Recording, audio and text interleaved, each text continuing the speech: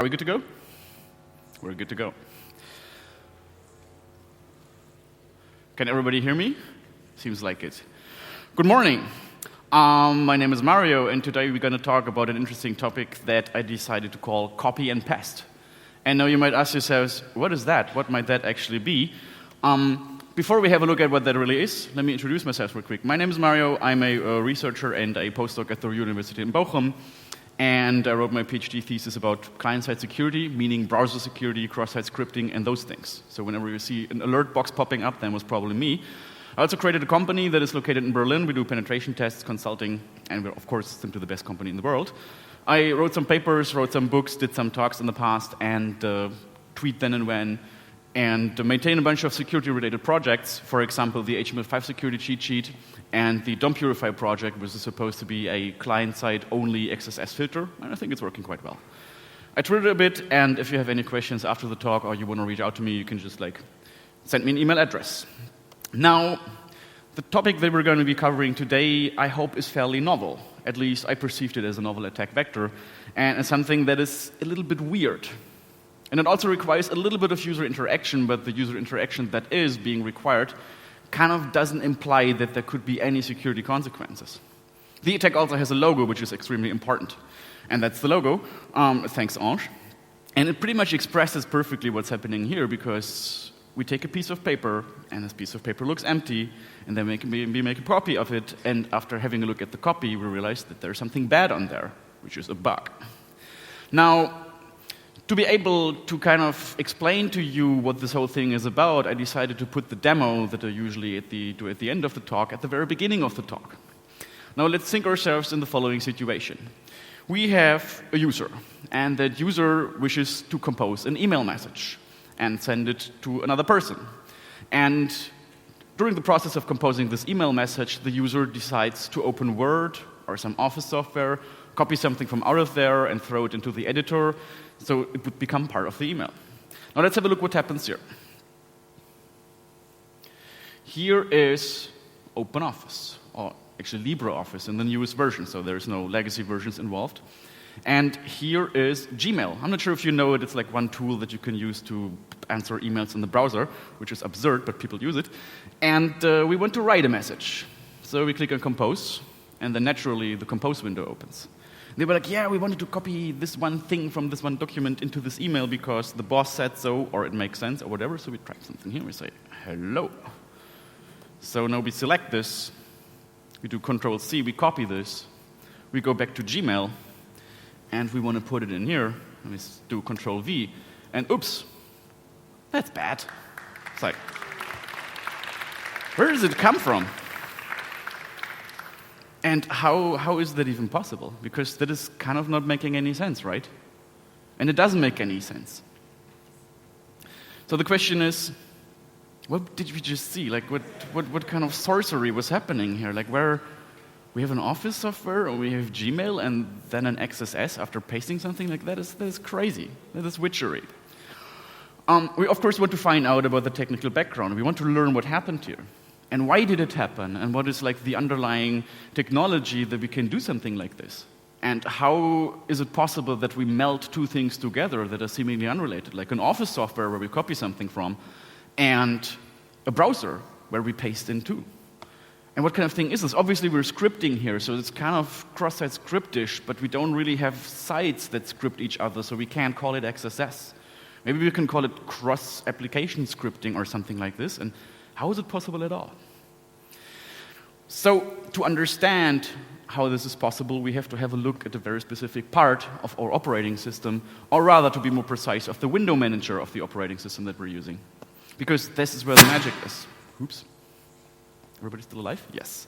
And to do so, we have to walk back in time a little bit, and we have to kind of have a look at how, for example, in the medieval ages, texts and books and manuscripts and documents were edited and preserved. So in the years far, far, far in the medieval ages, when the first books were there and printed and written, sometimes those books would get moist and they had to be repaired. The paper was ruined. Not the whole book was ruined, but only parts of it.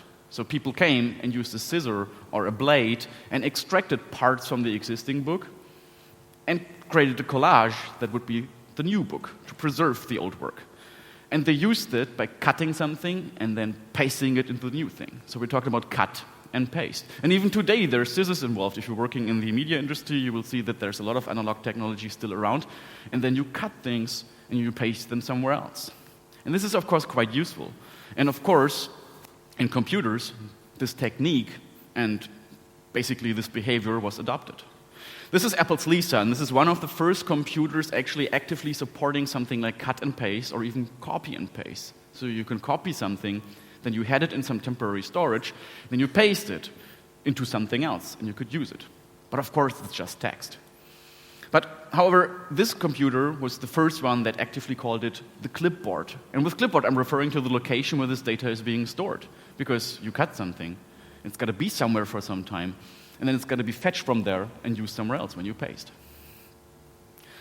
And if you dig deeper into the origins of that clipboard, you will find out that there's a bunch of white papers and tech reports, and some of them came from IBM. And IBM was nice enough to say, like, okay, we're going to specify this and this and that, and it should look like this, and should be like a storage container for a bunch of different formats that we can use in different applications. Then Microsoft trolled it a little bit and said, like, okay, that's a cool technology, and thanks for the free white paper, let's put a patent on that. And they indeed patented it. And Microsoft Windows 3.1 was the first operating system where you actually had complex copy and paste. Complex means that you have the possibility to store several objects in the clipboard, not just one single object. If you copy something, you might think, okay, there is one string of text. But with Windows 3.1, it started to be a bunch of objects that would contain different information, which is interesting. And the clipboard today has not majorly evolved from that. It still is a place where we store intermediate data. So one application where we copy from delivers data, and another application where we paste into takes the data and does something with it. And now, to get closer to this actual security problem that we just witnessed, we have to ask ourselves, like, how does it work? How does it look like? How can we get a clear impression of what we have in that clipboard? How does it look like? How is it structured? And I was looking for quite some time and trying to find out what the answer is to this, and I was running into this old, almost ancient piece of freeware. We don't even have freeware today anymore, it's all online. But it's called ClipView, and I think it's written by a German dude called Peter, and it's effectively a raw clipboard viewer. So it gives you the possibility to have a look at the raw representation of the clipboard's content. And this tool helps us to learn a thing, because as you can see here in the screenshot, the clipboard is not just one object that is holding one bit of data, but it's a bunch of objects that hold different kinds of data that all try to, at best, resemble the data that we copied. So I was also trying to find a tool to do the same thing on Linux, because this only worked on Windows, but then I figured out that this also runs on Wine. So if you want to kind of do the same thing and do the same analysis on a Linux system with like a Linux window manager, just run it with Wine. It's like a very simple tool and it's perfectly fine. However, let's have a look what it actually does. So here we have a text file, and text files are like very simple. They don't contain any markup or layouting or complexity. It's just like raw text. So you would think if you copy a bit of raw text, that not much is going to go on. It's just like one string of text, and that should be one object in the clipboard, but no. As we can see on the screenshot, we have a bunch of objects in the clipboard, despite us just copying raw text from Notepad. We see we have one bucket that we call CF_Unicode text. We have one bucket that we call CF_locale, one bucket that we call CF_text, and one more bucket that we call CF_OEM text. They literally all contain the same data, just in different representations, in case some software comes, receives the paste, and cannot deal with one of the representations, so it chooses another one. But even for text, just like simple raw text, you can see there's a certain amount of complexity.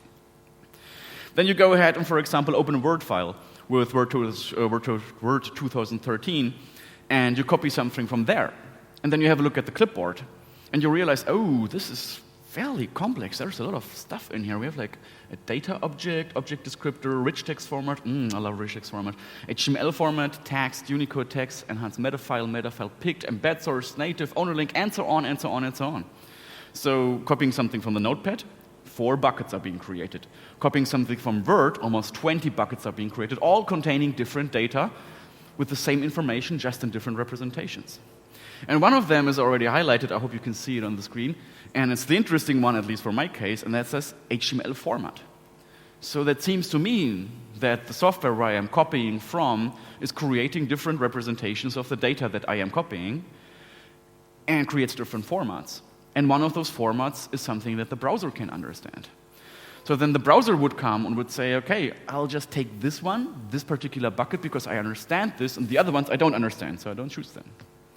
Now, HTML is interesting, and if you see this piece of HTML, you know immediately this is disgusting. Like, everybody who likes HTML, like who actually likes HTML, will see this and be offended, because this is a disgusting interpretation of HTML should look like in the eyes of an Office software. Like, blah. You can see those styles, there's like proprietary stuff, and there is like weirdly formatted with single quotes and whatnot. This is disgusting HTML. This is HTML that is being produced by Microsoft Office. So kind of no surprise, right?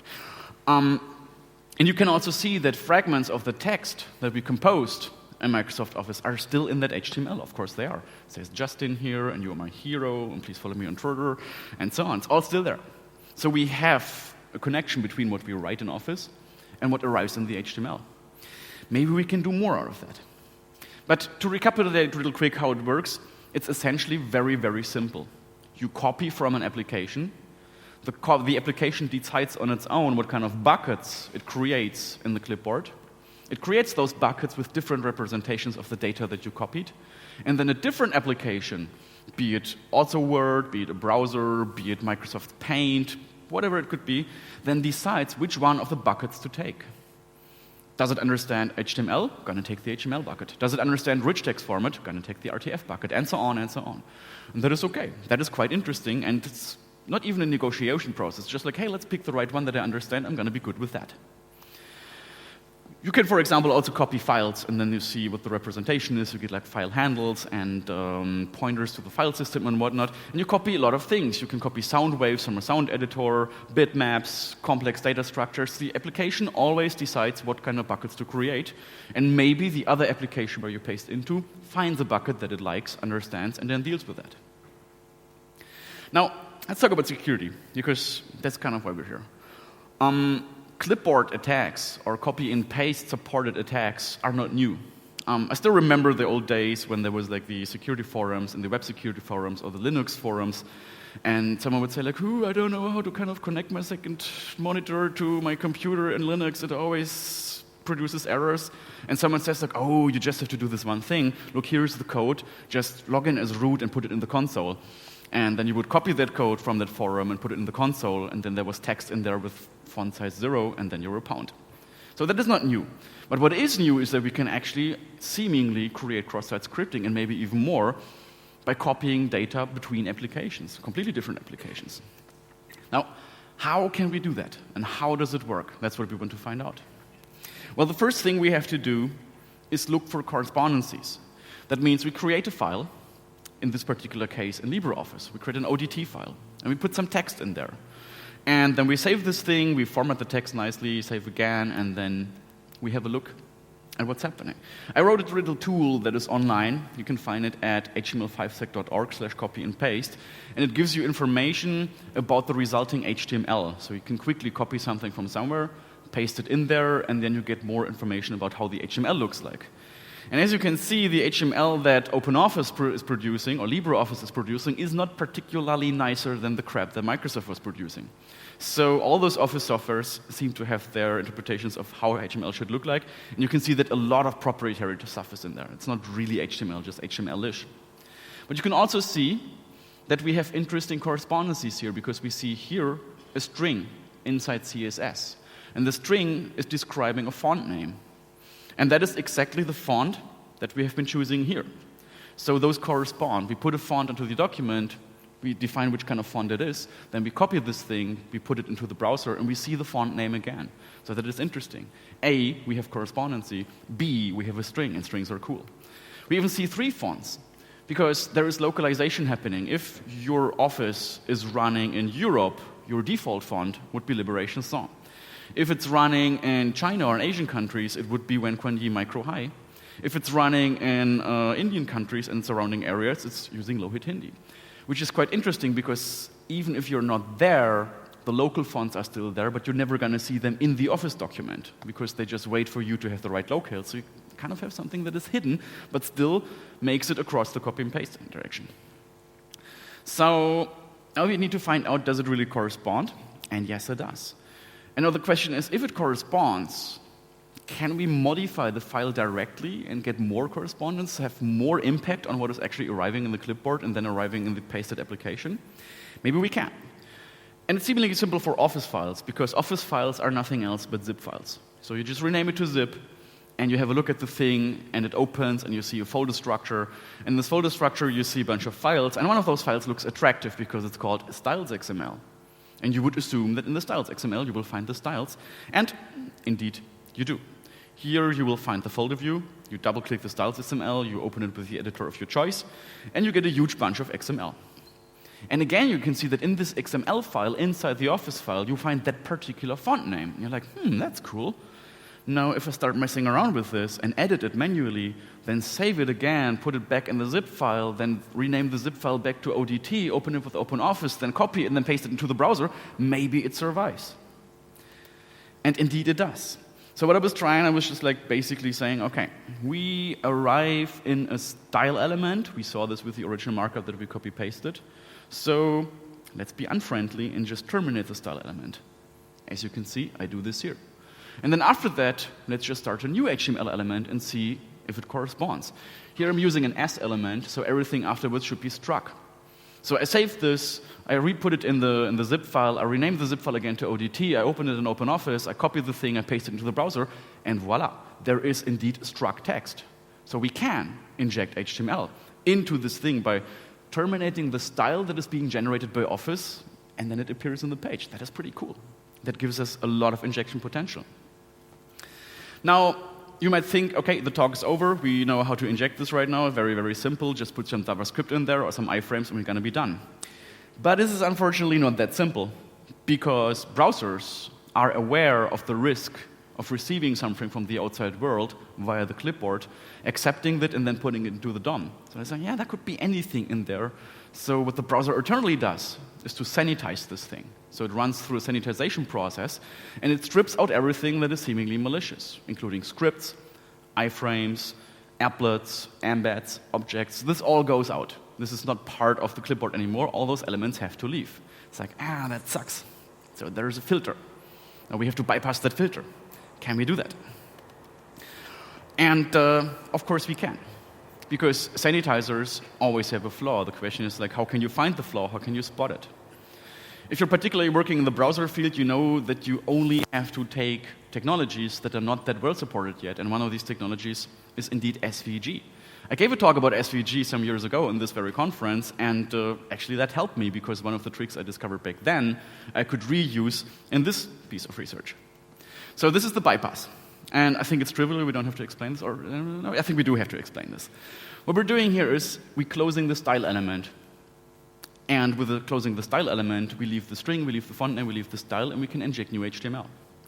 We cannot use any script, iframe, embed, object, and something like this, no event handlers, no nothing, but we can use SVG.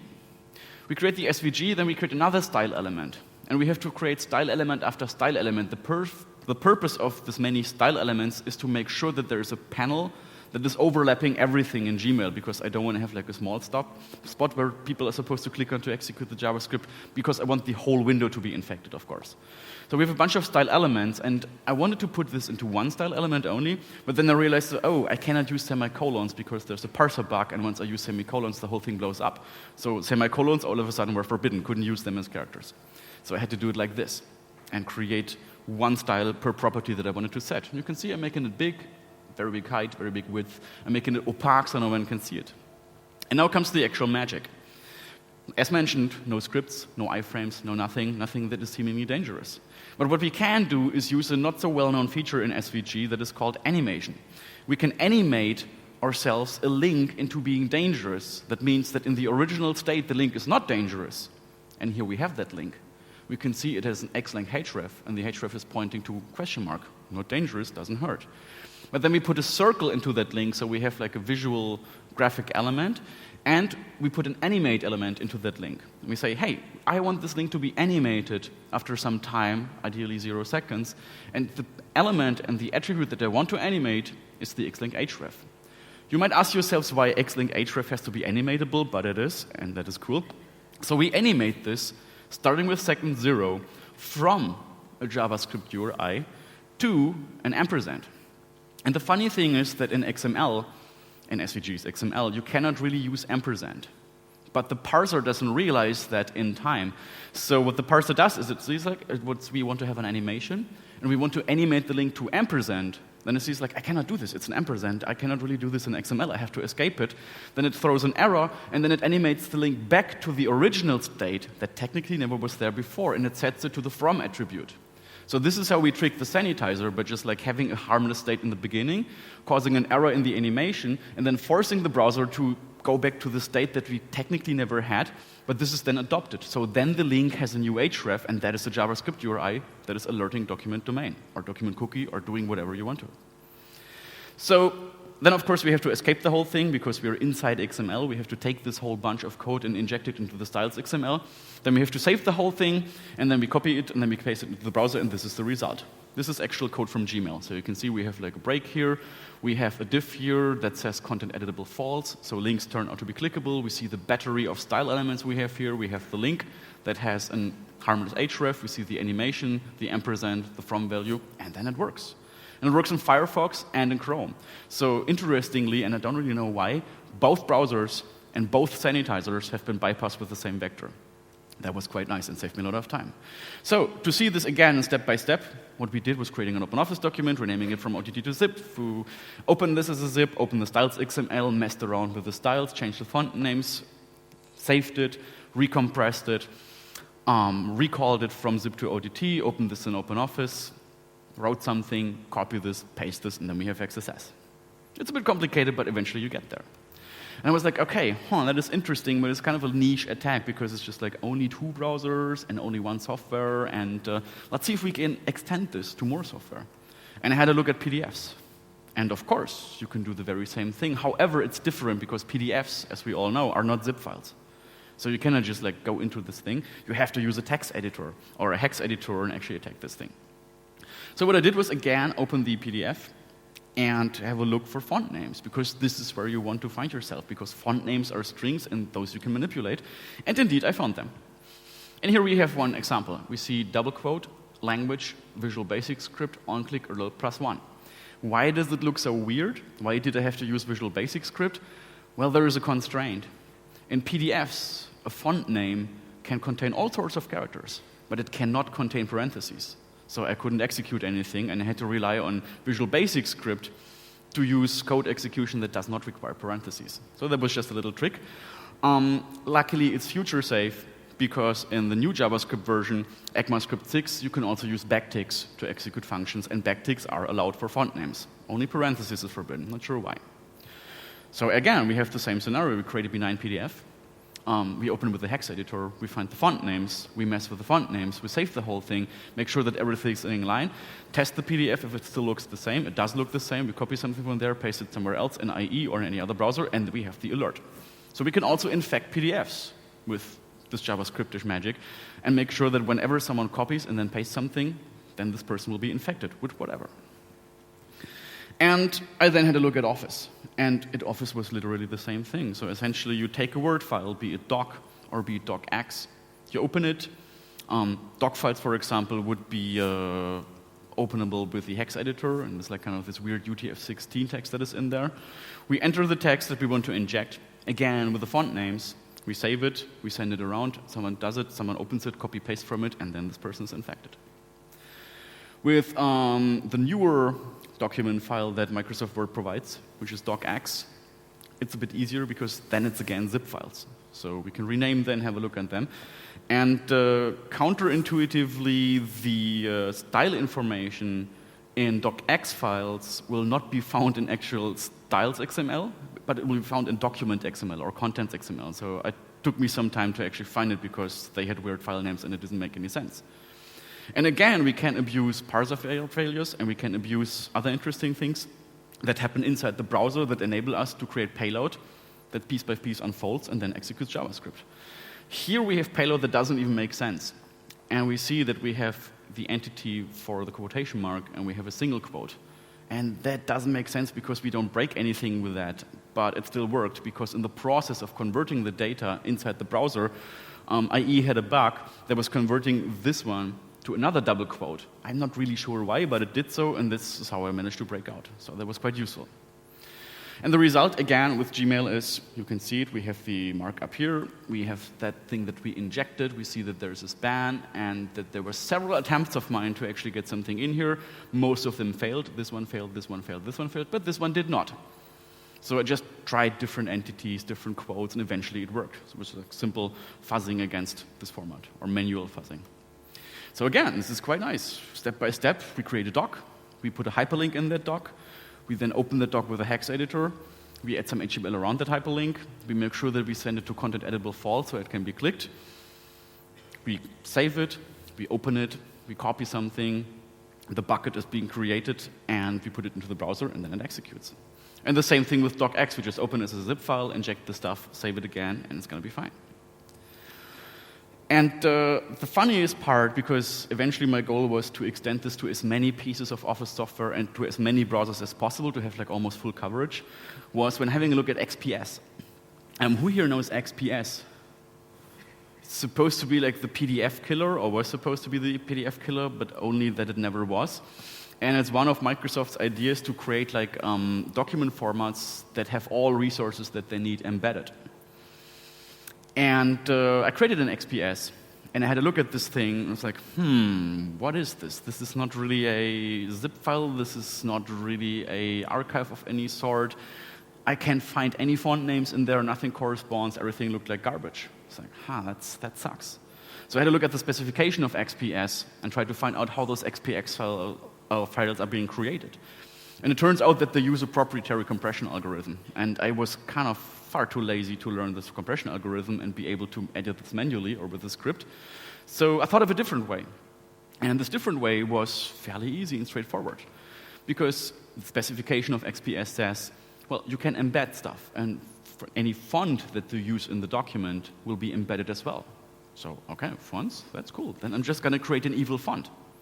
And I downloaded some open source font from somewhere on the internet. And I used my favorite tool for that, which is FontForge. And I opened the font, and I had a look at string properties inside that font, inside the font's metadata. And I found out that, for example, there's one property set that is called TTF names. And there's a bunch of things in there, like the copyright information, the dude who created the font, the version, and some other things. And I decided, why not edit them all and see which one comes through? And it turns out that precisely the property English US string for preferred family is the one that arrives in the markup if you copy and paste. I do not really know why, but it does. So the process was easy. I take a free font from somewhere, I modify the properties, I install it on my own Integra system, I create a document using that font, I save the document, I export it as an XPS, so the font is embedded, including the malicious font name. Then I send this document around, someone copies something from that, something is being pasted into the browser, the malicious font name is included into the paste, and then we have an XSS. And this particular situation was quite funny because the XSS didn't require any user interaction. I didn't have to click anything. For this particular situation, the sanitizer was off.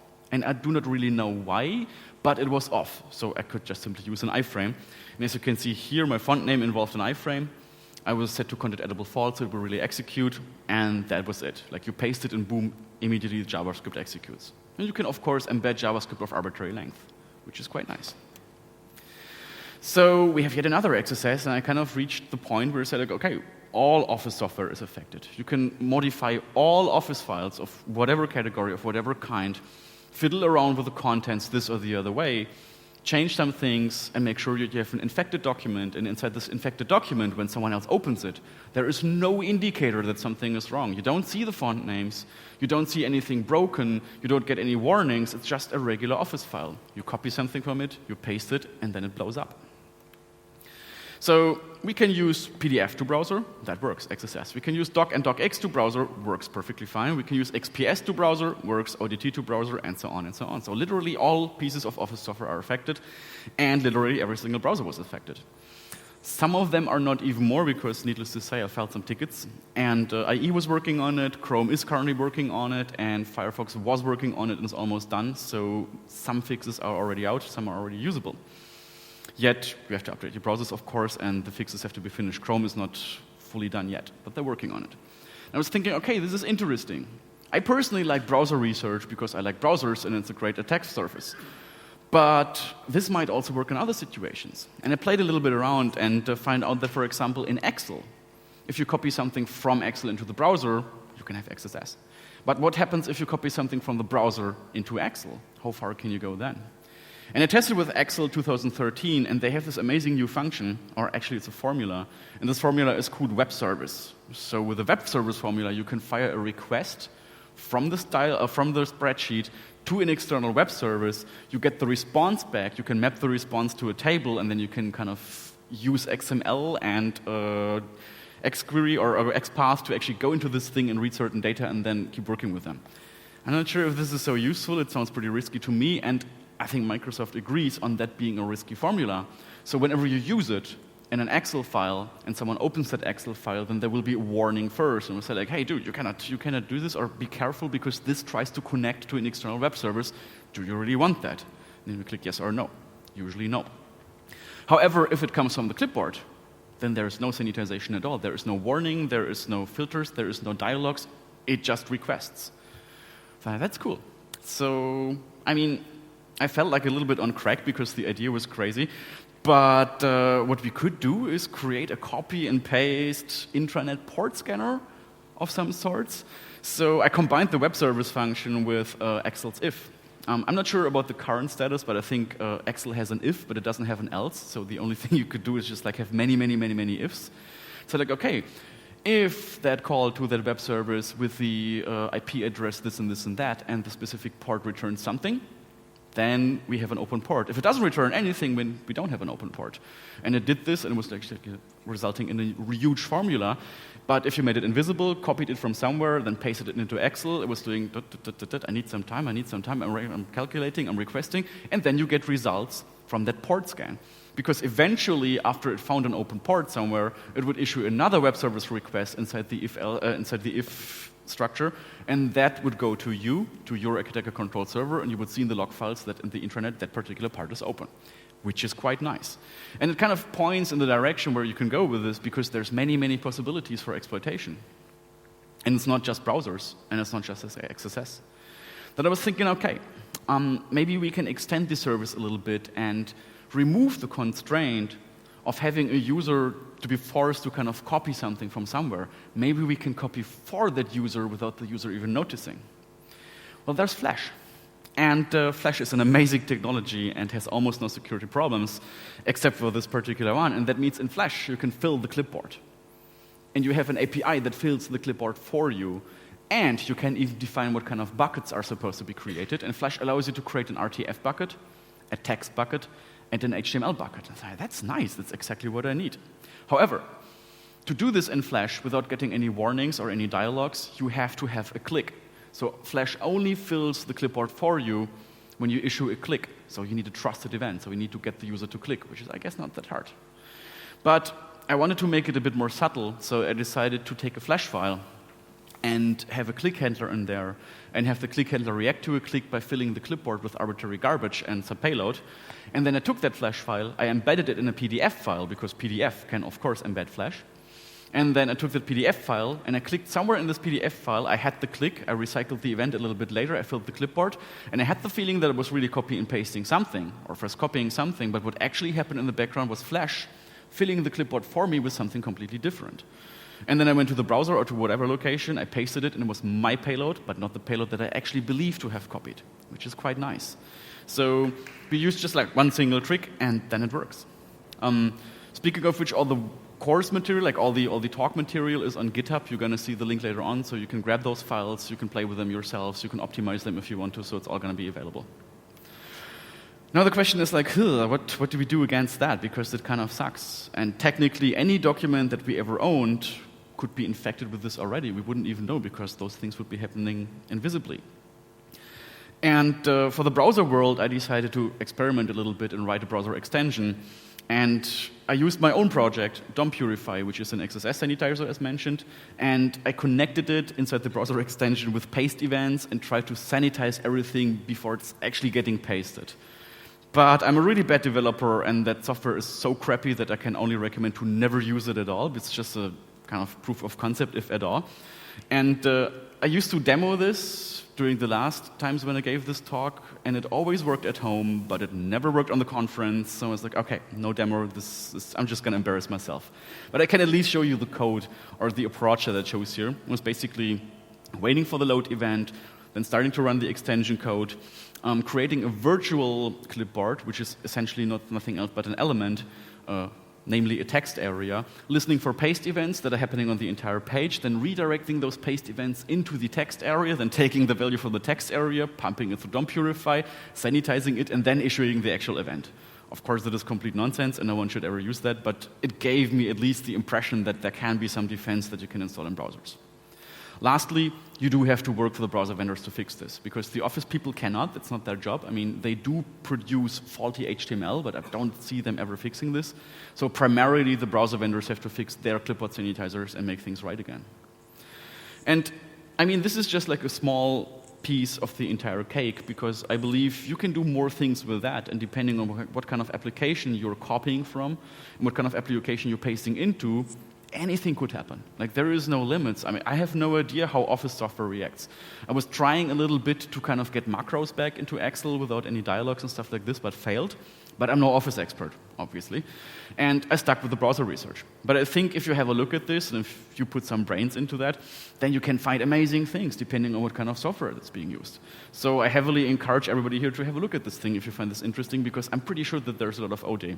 And people do copy and paste. I do copy and paste interactions all the time, day by day. Another defense would maybe, for example, also be to use Control-Shift-V, but honestly, I am so used to using Control-V that I wouldn't just like think of this in the particular situation. Some people told me after the talk that they actually use the notepad, and the notepad is continuously open all the time, and whenever they copy and paste something, they always do it via the notepad, from the application into the notepad, from the notepad into the other applications. Like, oh, right, sure, where goes your productivity? So people do use copy-paste a lot, and people do trust this whole thing, and it is transparent. We have no idea what's going on in the clipboard unless we explicitly look. So, as mentioned, I think there's a lot of stuff to explore. And yeah, just a basic conclusion. If you do copy and paste, be careful. Anything could be in there. If you copy-paste into the browser from any other external resource, be extra careful, because you have no idea what could be in there. Could be XSS, could be some leakage, could be anything. So that is pretty much it. And if you want to have a look at the proof of concepts, the talk material, and the slides, everything is online.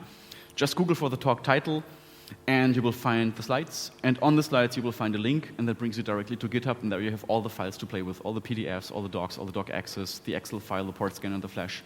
Play with it, let me know if you like it, and that's basically it. Thank you very much.